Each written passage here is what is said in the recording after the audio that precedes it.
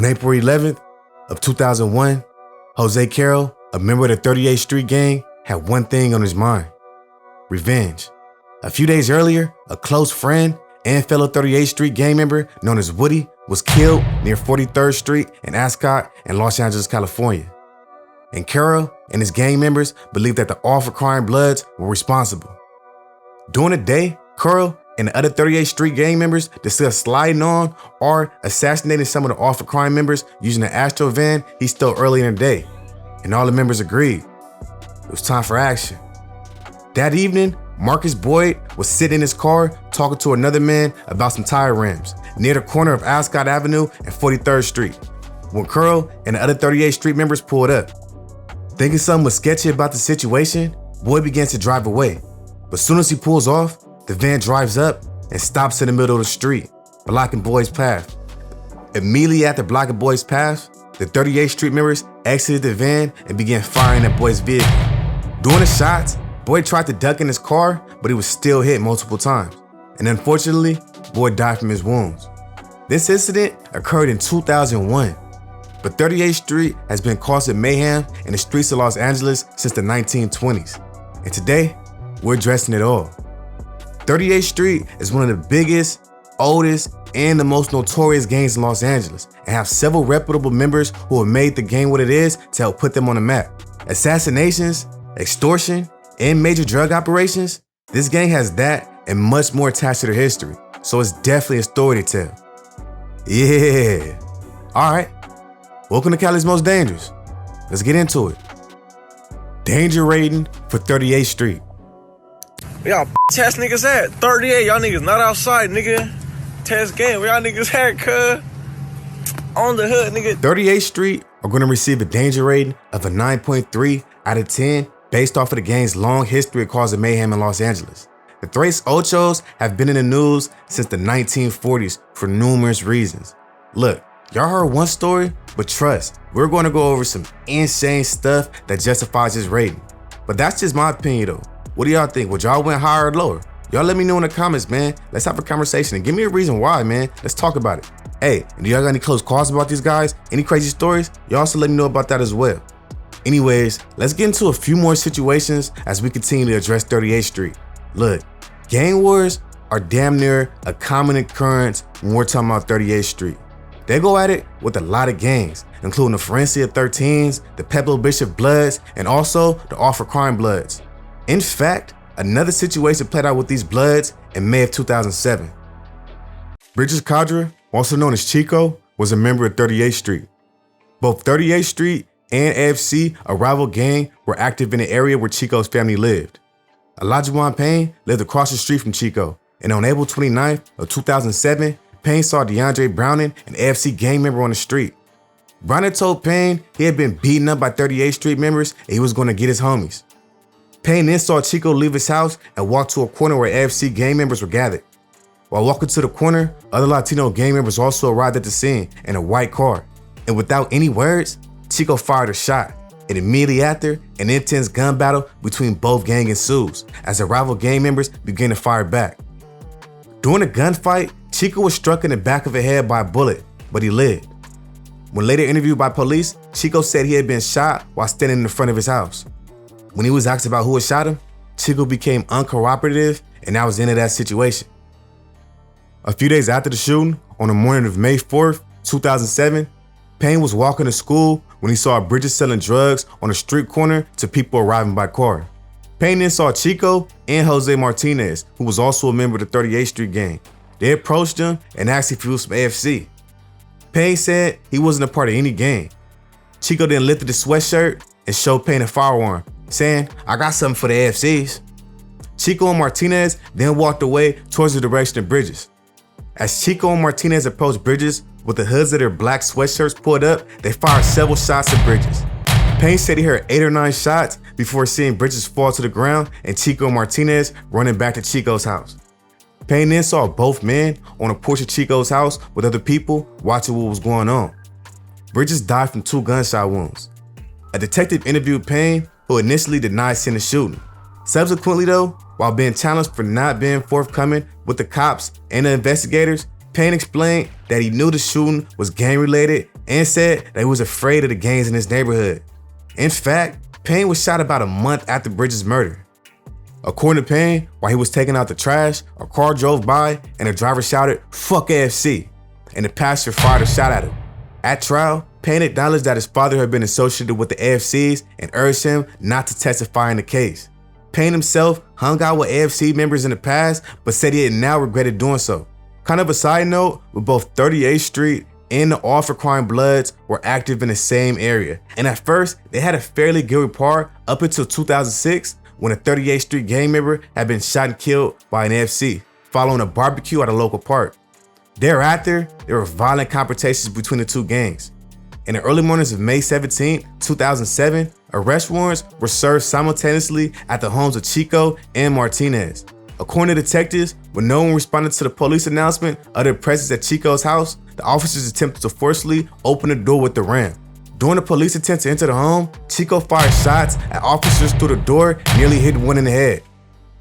In the end, Chico was sentenced to 25 years to life, plus 25 years to life for the firearm use enhancement, and for each of the 3 attempted murders of an officer, he was sentenced to a consecutive term of 15 years to life, plus 20 years to life for the firearm use enhancement.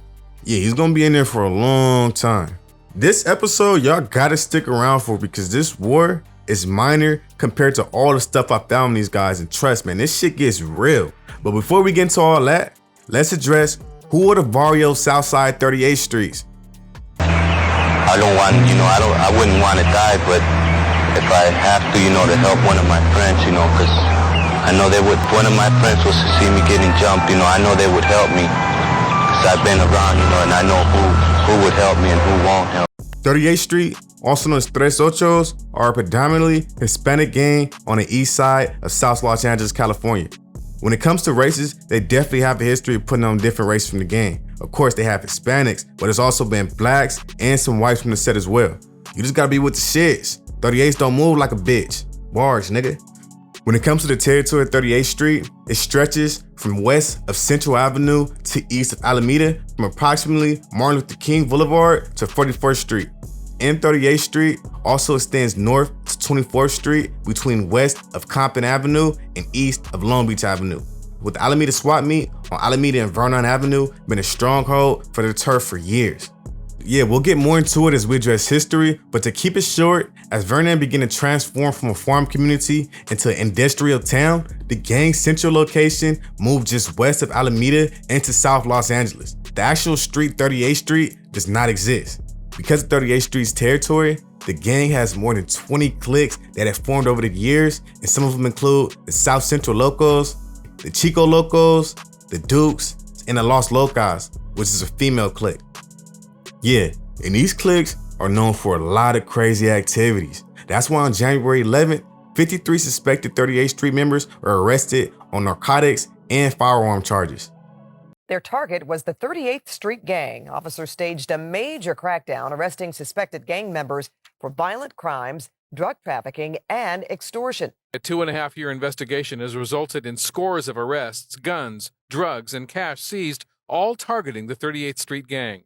The racketeering indictment names 53 defendants, including top leaders of the 38th Street Gang and a representative of the Mexican Mafia. The undercover investigation culminating in today's arrests netted 57 suspects so far, 80 firearms, 2 kilos of methamphetamines, 4 kilos of cocaine, and $25,000 in cash. 38th Street became the subject of a 130-page grand jury indictment alleging violations of the RICO Act. The 38th Street members were charged with acting on behalf of the gang and participating in murders, murder plots, attempted murders, narcotic trafficking, robberies, extortion, and witness intimidation. Authorities seized $250,000 in cash, 23 guns, a pound of methamphetamine, and about 7 kilograms of cocaine during the sting. Yeah, 38th Street has always been a heavy figure in the Los Angeles drug trade, which is why they've had so many gang injunctions and stings, but those injunctions are also for the gang's activities throughout their history. Let's get into it all as we address the history of 38th Street. On August 2nd, 1942, a young Mexican was beaten up and subsequently died from a fractured skull he received during the attack. The killing of this young man, Jose Diaz, occurred near a popular swimming hole known as the Sleepy Lagoon, located on Williams Ranch, which is now the city of Montebello, California. Police officers who investigated the crime blamed Diaz's death on a gang fight. The Los Angeles Police Department literally rounded up all of the usual suspects and arrested 24 members of 38th Street. And the Los Angeles grand jury indicted 22 of the 24 suspects for the murder. The criminal trial was considered by the community to be a kangaroo court, which is a court that ignores recognized standards of law or justice. And on January 13, 1943, 3 gang members were convicted of first-degree murder, 9 members were convicted of second-degree murder, and 5 members were found not guilty. The Mexican community responded with outrage, feeling that the trial was fixed and the convictions were based on race. However, the 17 convicted members of 38th Street were sent to prison. Hispanic street gangs in Los Angeles changed forever as a result of those convictions. The jail sentences acted like something like a glue that united the Hispanic community in a common cause to fight against class distinction based off prejudice and racism, along with the fight against the establishment, including the police. While in prison, the convicted 38th Street gang members never complained. They were given the worst jobs and treated unfairly because at the time, the prison population was mostly Caucasian. The 38th Street gang members held tough and maintained their dignity while in prison though.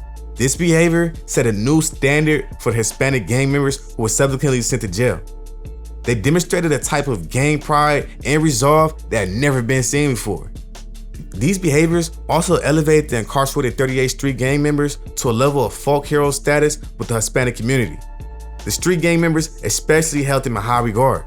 And ultimately, on October 4th, 1943, the convictions of the gang members were overturned and the gang members were welcomed back to their communities as heroes. I started with the Sleepy Lagoon trials just to give you guys an idea on how far this gang goes back. But let's continue to address history so we can fully understand 38th Street. The city of Vernon was founded in 1905.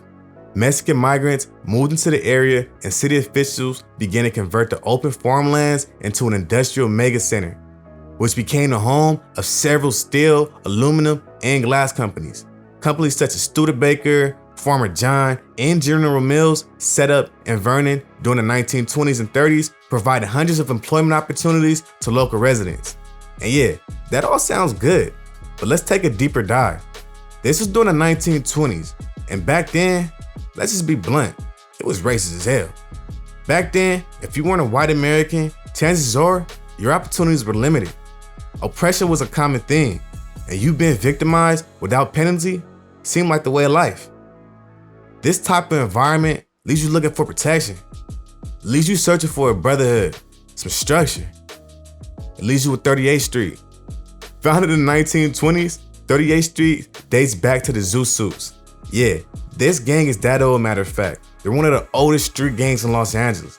They're formed on 38th Street between Santa Fe Avenue and Alameda Street in the Rancher Farm community of Vernon, just west off the banks of the Los Angeles River.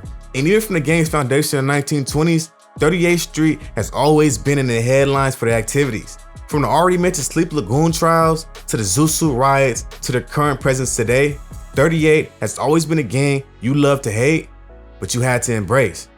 Bars, nigga. Speaking of hate though, let's go over rivals as we go over some more stories and explain who the 38th Street's top rivals are. Rivals of 38th Street.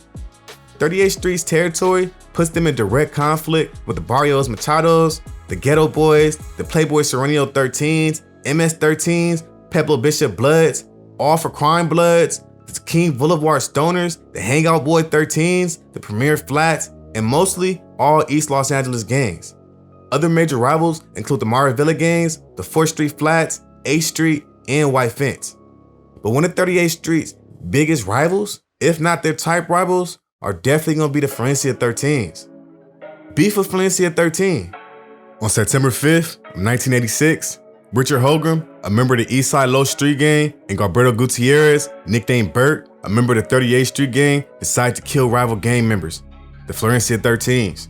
So Holgram and Bert, they decided to drive around in Holgram's 1966 yellow van to look for potential victims. When the van passed a group of 9 to 10 Valencia gang members congregated at Bethune Park, Burt fired 67 shots from a .22 caliber rifle at the group, striking one man in the thigh. They wasn't done though. Approximately 20 minutes later, the van passed another Florencia gang member, Jose Smith, who was walking with two girls. The van passed Smith and the two girls, turned into a cul-de-sac, parked with his light turned off and engine still running. And someone within the van called out he was looking to purchase some PCP dipped cigarettes. Smith approached the van and spoke with the occupants. A bottle containing PCP was thrown from the van, and as soon as Smith began to reach for the bottle, Burt started firing his rifle at Smith, striking him 6 times and killing him. After the shooting, Hogan began exiting the van to retrieve the drugs from Smith, but was urged back by Burt, who wanted to flee, and the van then speeds away from the scene. At that time, a car driven by Santos Castro pulled up to the girls, who instructed him to follow the van and get the license plate number. Castro did so and returned later with the license plate number and a piece of paper. He gave a piece of paper to the deputy officers. Deputy Sheriff Zabala was assigned to investigate Smith's murder. On September 12, Zabala proceeded to 1270 East 46th Street, an area considered to be the 38th Street Gang's territory, to look for gang activities and vehicles which may have been involved in Smith's murder and unrelated shootings. Zabala saw a vehicle that he identified as a red Monte Carlo, which attracted his interest. Hogan was with 4 other male friends near their car drinking alcohol. When Zavala made a second pass in the area, he saw a van parked in Hogan's driveway, which matched the description of the van used in Smith's murder. When Zavala returned to the group of men, 2 of the men fled down the alley. Zavala questioned the remaining men as the ownership of the Monte Carlo. Hogan volunteered that he owned the van, and after Hogan's admission, he was immediately arrested. Once arrested and interviewed, Hogan confessed to driving the van during Smith's murder. Also during the interview, he confessed to another shooting, and he also told deputies that he had been in with Burt a few times when Burt had killed other people. Finally, Hogan stated that he had killed other people himself. Ultimately, due to the evidence from several witnesses and Hogan's statements, the trial court sentenced both of the men to a term of life in prison. Man, that's just one story about the war between the Florencia 13s and 38th Street. These vatos have been going at it for years. Yeah, 38th Street has been at war with Florencia 13s for over 5 decades, and from the beginning, they have been going at it hard with each other. This war has been widely known in Los Angeles, mainly because of the violence that has taken place between these two gangs. An LA Times news article that covered the gang's brutal war stated in the span of 9 months, there were 15 bodies dropped on both sides, all active gang members too. A few of them include Carlos Vargas and Juan Artez, who were both 18-year-old 38th Street members who were killed on November 26th of 1996. Enrique Fajado, who was a 17-year-old Florencia gang member who was shot and killed by 38th Street on 59th Place and Slauson Avenue on December 1st of 1996, and Alonzo Torres, who was a 15-year-old Florencia 13 gang member who was shot and killed by 38th Street on 59th Place and Slauson Avenue on December 1st. That's just a few members, and sadly it's a long list of people who have lost their lives to this war, and all the victims were basically kids too, man. Quick question though, is there anyone tapped in who can say how this war started? And more importantly, is there any ending to this war at all? Y'all let me know in the comments, man. Let's have a conversation about it. Henry Lavaz, also known as Hank, an original Mexican Mafia member from the early 1960s, was the first 38th Street gang member in a prison gang, and he grew to become an influential representative during his first decade. Other members of 38th Street also influenced the early history of Mexican Mafia, as Lavaz sponsored and encouraged 38th Street members into the Mexican Mafia during the 1960s, which included Raul Montes, also known as Dopey, and Ramon Armando, also known as Punchy. Doing my research, I found a few members who are no longer with us, so rest in peace to them. A few of them include Victor Marino, also known as Flaco, who was shot multiple times on a block of 1700 East Vernon Avenue. Florencia members Israel Lopez and Alfred Rodriguez were convicted for this murder. Also, Eugene Carpio, also known as Genie, who passed on October 17th of 1970. And also Henry Lavaz, also known as Hank, who I already mentioned, but he was also a member of the 1942 Sleepy Lagoon trial and was one of the original Mexican Mafia members during the late 1950s, and he passed on July 6th of 1971. Y'all let me know in the comments if I'm missing any of the members who are no longer with us, man. Let their names live on. It's also a rapper I found. His name was Blindo. He was from 38th Street. His name is exactly what it entails. He was a blind rapper. He put on a lot of dope music. Unfortunately, he passed around 10 years ago, so rest in peace to him. I couldn't find any current rappers, so y'all let me know in the comments of any rappers who are doing their things, man. Let's get their music heard. Let's get their music heard. Current state of 38th Street. When it comes to the current state of 38th Street, these vatos are still one of the most active gangs in Los Angeles and continue to make headlines today. Even after several gang injunctions and effort to dismantle and reduce the gang activity, today, 38th Street remains one of the most present street gangs in Los Angeles, overshadowing a lot of gangs that they share territory with. This gang has grown to the point to where they have subsets in different states too. They have cliques in Salt Lake City, Utah, and Wisconsin, but y'all let me know in the comments I'm looking at your state, man. Rep your state, rep your state. That's it for 38th Street though. You guys got any crazy stories about these guys? Any close calls? Did I miss anything? Did I get anything wrong? Y'all let me know in the comments. Let's have a conversation about it. Let's have a conversation. Subscribe. Hit that bell if you want. Y'all stay safe and dangerous out there.